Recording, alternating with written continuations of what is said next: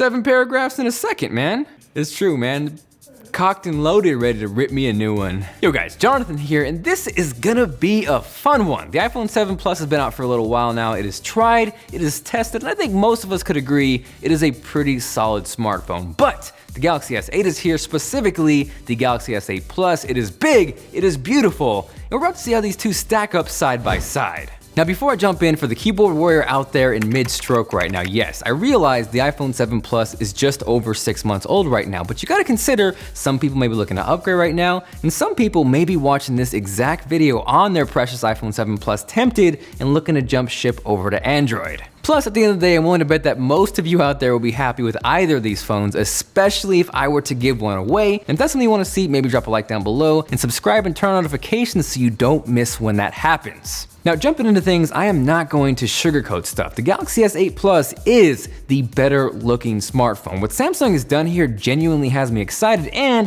if I'm being honest, makes the iPhone 7 Plus look a little dated. The kicker here for me, and I'm sure for most of you out there as well, is what Samsung is calling their Infinity display. What it is essentially is edge-to-edge glass that gives the middle finger to bezels and looks freaking beautiful. And as far as the footprint goes, if you look closely, the Galaxy S8 Plus is just slightly taller than the 7 Plus, but surprisingly, it is more narrow, which makes it easier to hold in one hand. And honestly, the craziest thing about this, regardless of how close they are in size physically, the S8 Plus is packing a 6.2-inch display inside there, where the iPhone 7 Plus is looking kind of small at 5.5, so those are some serious screen gains. Oh, screen games.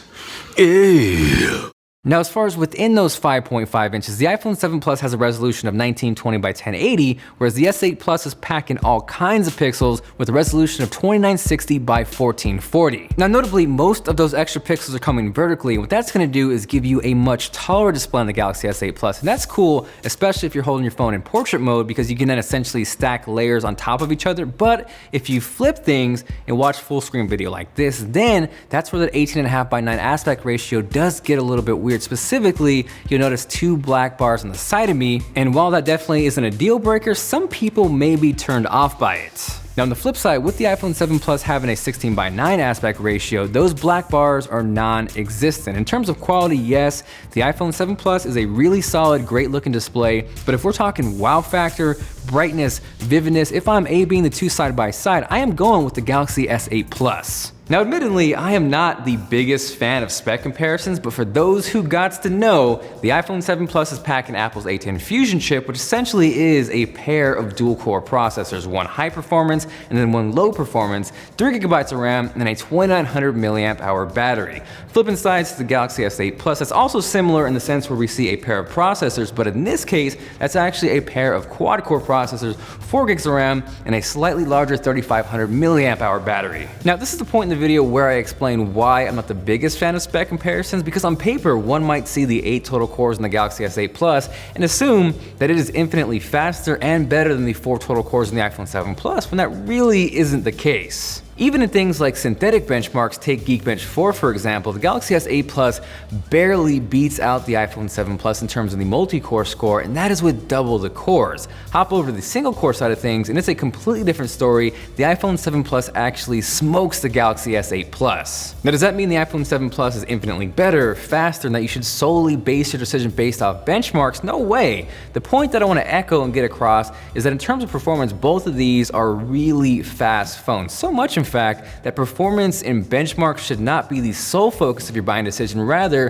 it is the features around it that kind of bring everything together. Now, giving you an example of where specs aren't everything, what I did was take a 4K video, chop it down to 45 seconds, and then export a 720p version. The iPhone 7 Plus has half the cores, so in theory, it should be slower than the Galaxy S8 Plus, but it actually exports the video much faster, around 15 seconds, where the Galaxy S8 Plus is actually over 20. Now again, this doesn't mean the iPhone 7 is automatically better. If you like Android, I'm sure those extra 6-7 seconds are gonna kill you, but it is a prime example of why you shouldn't always listen to specs, numbers, and benchmarks.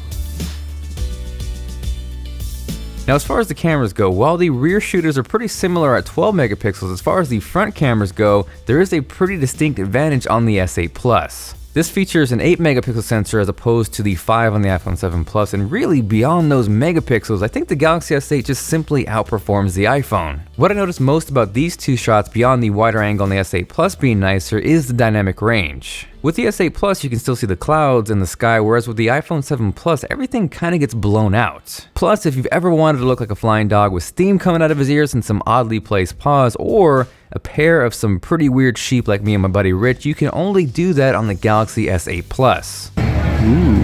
Damn, look at that face track. So as far as the front-facing cameras go, to make things a little more interesting, we know both phones are water and dust resistant, so I think it's only fitting that we test it out that way. First up is the Galaxy S8 Plus.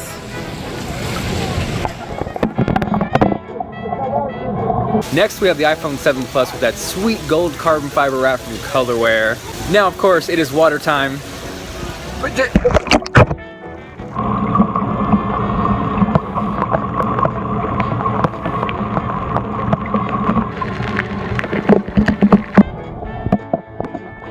First up, Galaxy S8 Plus. Focus, man. There we go.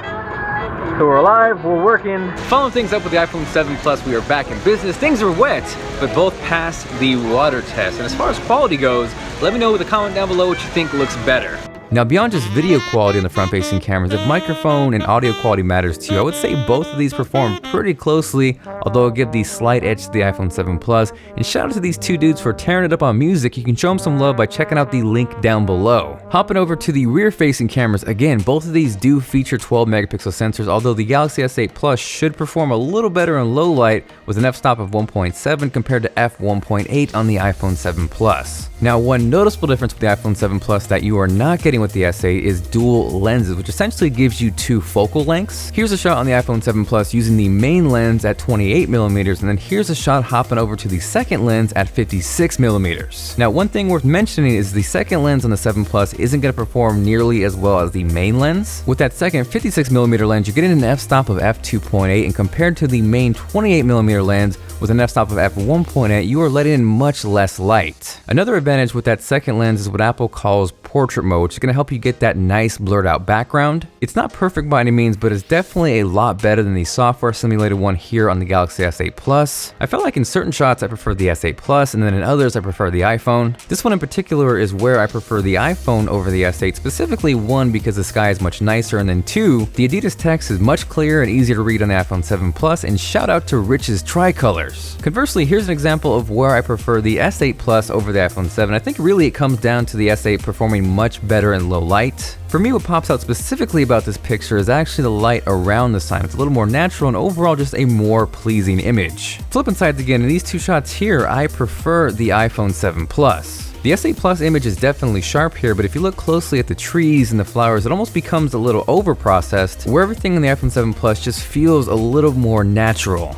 Next, reiterating my point about low light, the Galaxy S8 Plus clearly takes the cake here, and really what it comes down to is out of the box, you're going to get some instantly satisfying pictures with the S8 Plus. It is better in low light for sure, but I think both are really solid cameras, and the iPhone is definitely going to give you a less saturated, less sharpened, and overall more natural image. So here we are on the iPhone 7 Plus, and it's a pretty good low light test since we're pretty much right at sundown. If I'm gonna guess, I'm gonna say the iPhone 7 Plus probably doesn't look as good out of the box as the S8 Plus, but the stabilization is probably gonna be top notch. Once we start to move around, we get a little closer, and it starts to pull focus, and kind of shift that way. I'm gonna give that edge to the iPhone 7 Plus. So here we are over on the S8 Plus. Not exactly sure how this looks. Rich, how's it look? Not looking as good as the iPhone. Apparently not as good as the iPhone 7 Plus, but you guys let me know with a comment down below.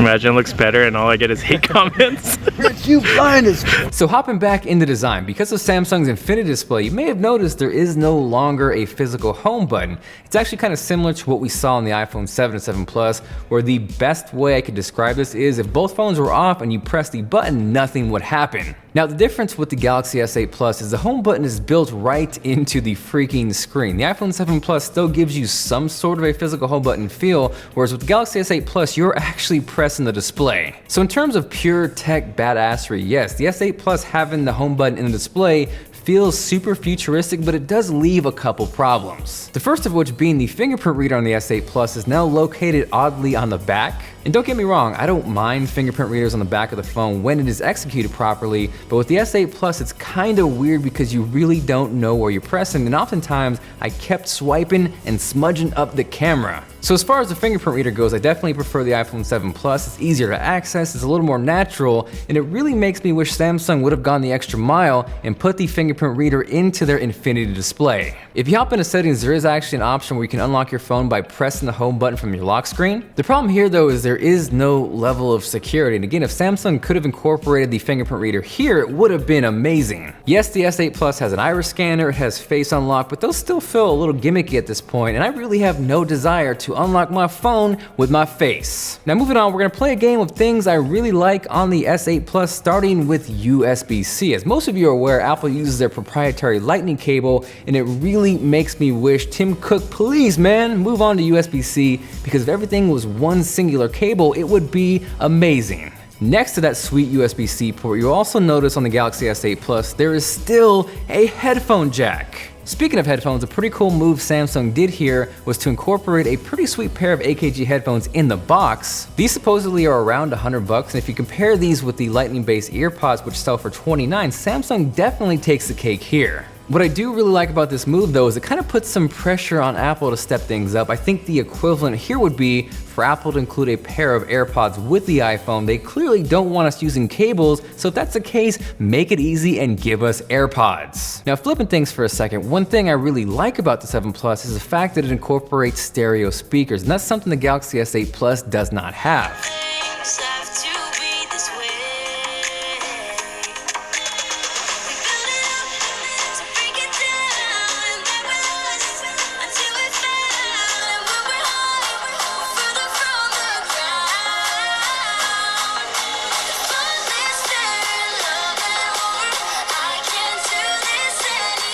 Now I totally understand hearing those two compared side by side through video is not better than hearing them in person, but I will say the Galaxy S8 Plus does hold its own in terms of volume, but as far as sheer sound quality and clarity, the stereo speakers on the 7 Plus definitely sound better. Now as far as battery life, even though the iPhone 7 Plus is technically a smaller capacity, whenever I've used one I've never had a problem getting through an entire day, and they're actually pretty close in terms of battery life. A couple of other cool things with the Galaxy S8 Plus is you're getting micro SD card expansion up to 256 gigabytes. Beyond that is Bluetooth 5.0, which is kind of cool because you can control two separate Bluetooth devices independently, something you cannot do on the iPhone 7 Plus. You also have wireless charging on the S8 Plus, even though whenever I bring up wireless charging, everyone freaks out because no one actually likes wireless charging, but you have it anyways. Now, I'm not gonna dive too much into Bixby, although I will say I cannot stand the dedicated Bixby button on the S8 Plus because every time I go to press the volume rocker, I activate Bixby and Bixby, why you been such a...